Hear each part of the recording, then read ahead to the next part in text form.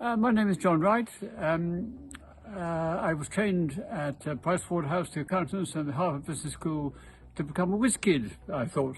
I was a director of Reckitt and Coleman in Norwich making mustard. When God spoke to me one morning, he just said, start a bank. And I had no money, no knowledge of banking. I was a stranger in Norfolk. But I jumped out of the boat, as it were, to see what would happen. And God started the bank in Norwich. Totally amazing. And while I was a banker, merchant banking, I was asked to sell a travel company which would be losing money. And there was only one possible buyer, so I went to see them. And I thought I'd done a very good deal in getting an offer of $280,000 for the value of the mailing list and the good name. But when we came to the completion meeting at Clifford Turner's Listers in London, with the whole table with a mass of documents and stuff, the telephone went, and the buyer, secretary, telephoned to say that he was not coming because the deal was off. And the partner, Clifford Turner's, went through the roof with outrage. But I said to him, that's all right, God must have something better. And that made him go through the roof even more in outrage.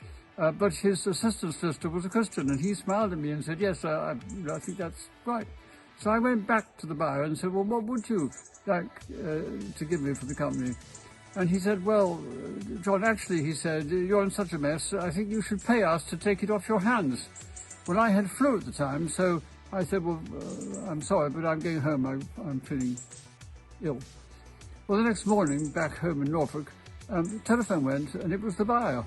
And he said, John, I don't want to pay you anything for this business, but he said, I will give you 10% of my equity.